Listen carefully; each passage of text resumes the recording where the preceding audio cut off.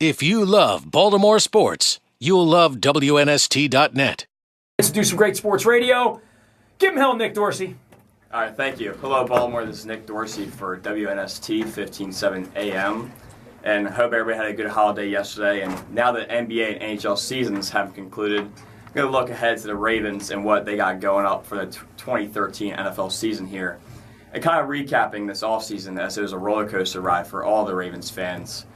Well, it started with the retirement of Ray Lewis, Ed Reed leaving, Donnell Ellerbe surprisingly leaving, going to Miami, and then Paul Kruger taking the money to go to Cleveland. And at one point, it was very hard to see a good future for the Ravens, for a lot of Ravens fans really were about to jump ship. You got to be patient with Ozzie Newsome here. He's the best GM in the game, and he proved it this offseason by the acquisitions he made during the offseason and in the draft.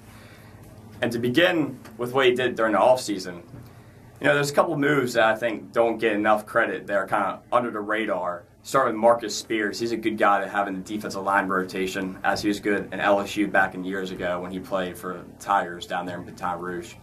But a move I really liked a lot was the signing of Chris Canty.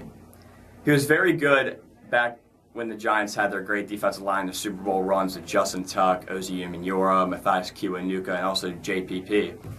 And Chris Canty was also always a big part of that. He didn't get the most credit for it, and lately he hasn't been as healthy as been in years past.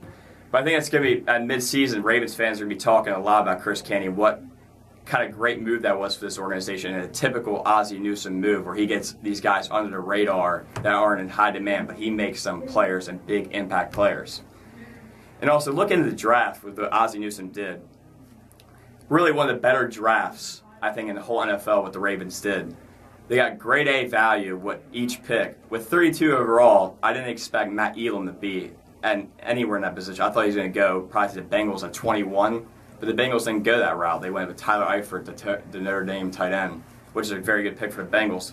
But back to the Ravens, Matt Elam is a great, it's hard to replace. You're not going to replace Ed Reed because he's probably the greatest safety of all time. But to fill in that void with a guy like Matt Elam, he has potential. He's got just a high ceiling as a player. He's a playmaker all around. He's a good ball hawk, and he also gives the Ravens good run defense support up front because he can play close to the line of scrimmage, blow up the backfield. And so I think that was a great A pick to get at 32. And then the pick I was the most intrigued with was the Arthur Brown selection. In my mock draft, I had Arthur Brown being picked at 32 overall by the Ravens, so I thought he was going to sneak up and end the first round. A lot of people were high on him out of Kansas State. I had a chance to watch a lot of football in the Big 12 this year, and one player always stood out to me for that Kansas State team was Arthur Brown. Everybody wanted to talk about the offense of Colin Klein and how he was a Heisman hopeful and whatnot, but the defense of Kansas State never got enough credit. They were the best in the Big 12. In the Big 12, if you have a good defense, you can go far, because nobody plays defense in the Big 12, as I saw with West Virginia this year. But Arthur Brown, really, he gives the Ravens good versatility and go from sideline to sideline quick. He's definitely going to be one of the bigger impact players for this Ravens defense going forward for the next few years. And looking ahead for the Ravens, it's going to be kind of a different year this year. I think with Joe Flacco's big contract that he got, the perception of fans and the people around the country are going to say, well, the Ravens are now become this pass-happy offense.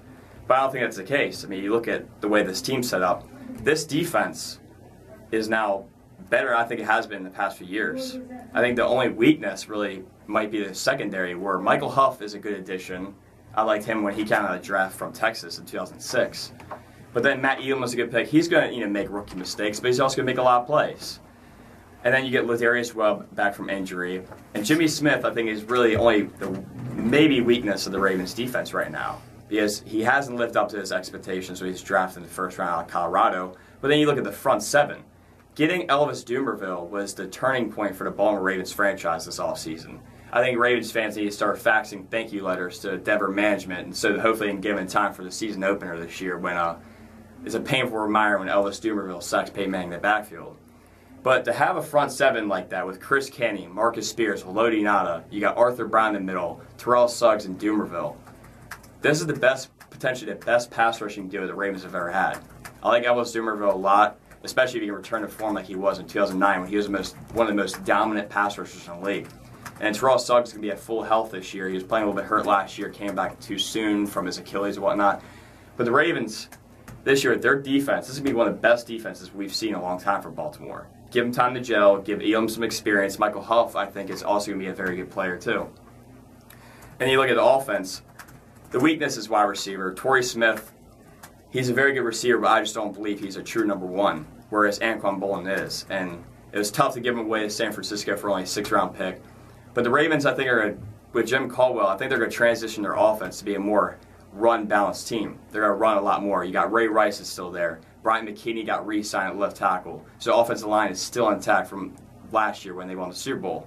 Bernard Pierce is a backup running back. He is excellent, one of the most underrated running backs in the league. To have him at 2 with Ray Rice, that's a good 1-2 duo you need to go far, especially in the postseason. Dennis Pitta emerged as a number 1 tight end last year. I like what I saw out of him. But I think a player to watch out for, well, I'll give you 2 on the offense. I think Ed Dixon's going to get more of a chance to blossom this year as a receiving tight end. Last year, it seemed like he was in blocking a lot more to help the run game. And Dennis Pitta, since they had Anquan Bolden, they gave Pitta more chance to go out and get all the receptions. But I think Dixon, I like what I see out of him. I liked him in the draft process when the Baltimore Ravens brought him in. I think he has a chance to blossom this year. Another guy that the Ravens drafted last year, I hope that he gets a chance at receiver, is Tommy Streeter. I liked him when he came out of the University of Miami just a year ago. I think he's a nice rangy option, kind of a bigger target. And he really can stretch the field well. He can go over the middle. So if you're a Ravens fan, I'd be really excited for what's to come this year.